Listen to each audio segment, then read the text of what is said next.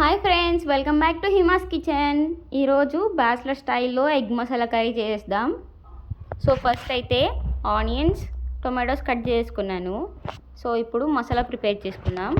So mixie జార్లో కొన్ని మిరియాలు వేసుకుంటున్నా, ఒక చిన్న చెక్క అండ్ లవంగాలు కూడా వేసుకుంటున్నా, తర్వాత కొంచెం జీలకర్ర వేసుకుంటున్నా, తర్వాత ధనియాలు కొన్ని వేసుకుంటున్నా, తర్వాత ఒక 3 పీసెస్ ఆఫ్ ఎండు కొబ్బరి వేసుకుంటున్నాను. సో దీన్ని మొత్తం మంచిగా పౌడర్ చేసుకున్నాను. తర్వాత కట్ చేసుకున్న ఆనియన్స్ వేసేసుకొని దాన్ని కూడా పేస్ట్ చేసుకున్నాను. తర్వాత కట్ చేసుకున్న టొమాటోస్ కూడా వేసుకొని మంచిగా పేస్ట్ చేసుకున్నది కూడా.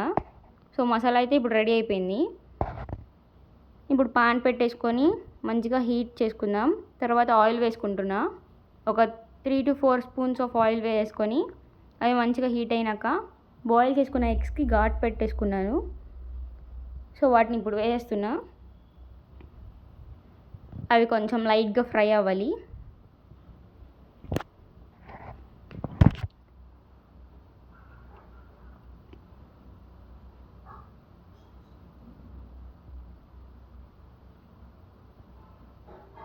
ఇప్పుడు కొంచెం పసుపు వేసుకుంటున్నాను.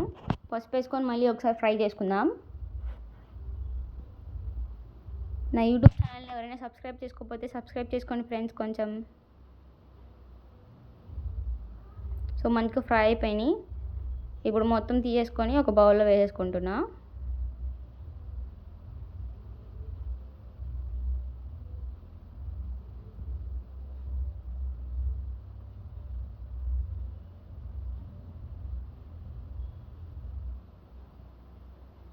ఇప్పుడు ఎగ్స్ వేయించిన ఆయిల్లోనే అల్లం చిన్నులపై పేస్ట్ వేసుకుంటున్నాను.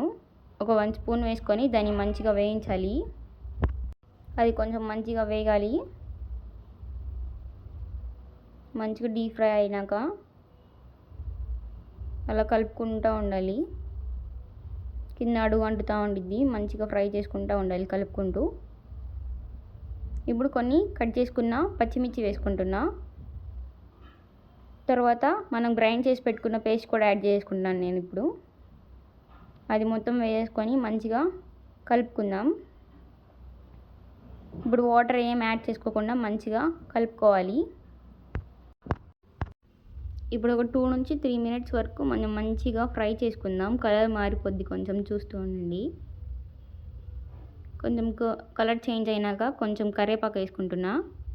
కరివేపాకు వేసుకొని మంచిగా కలుపుకుంటున్నా. ఇప్పుడు ఇంకొక 2 మినిట్స్ మళ్ళీ మంచిగా వేగనివ్వాలి. మసాలా అంతా దగ్గర పడుతుంది. ఇప్పుడు దాంట్లోనే నేను కొంచెం కారం వేసుకుంటున్నా, ఆశీర్వాద్ కారపొడి. అది వేసుకొని మళ్ళీ మంచిగా కలుపుకోవాలి, బాగా మిక్స్ అయ్యేలాగా.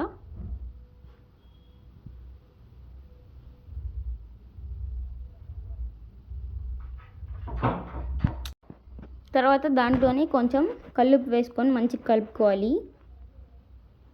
అది కూడా మంచిగా వేసుకొని కలుపుకున్నాక ఒక 2 మినిట్స్ మంచిగా ఫ్రై అవ్వనివ్వాలి.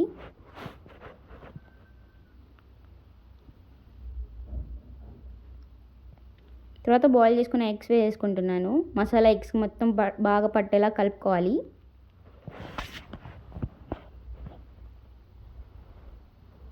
ఒక 2 మినిట్స్ అలా ఫ్రై చేసుకున్నాక దాంట్లోనే నేను ఇప్పుడు కొంచెం వాటర్ పోసి మంచిగా ఉడకబెట్టుకుంటా.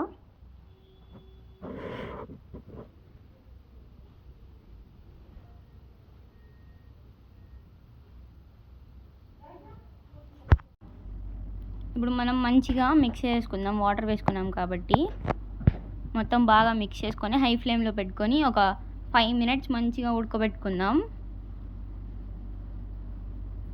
ఇప్పుడు చూడండి మొత్తం నీట్గా ఉడికిపోయింది. సో కొంచెం కొత్తిమీర వేసుకొని స్టవ్ ఆపేస్తున్నాను నేను ఇప్పుడు. సో మన ఎగ్ మసాలా కర్రీ రెడీ అయిపోయింది.